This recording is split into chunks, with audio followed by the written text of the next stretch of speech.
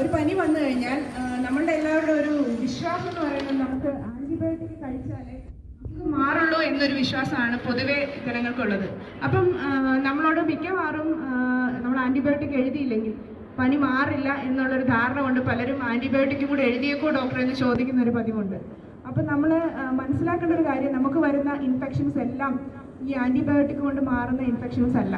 അപ്പോൾ എല്ലാ അസുഖത്തിൻ്റെയും ചികിത്സയായിട്ട് ആൻറ്റിബയോട്ടിക്കിനെ നമ്മൾ ഒരിക്കലും കാണാൻ പാടില്ല.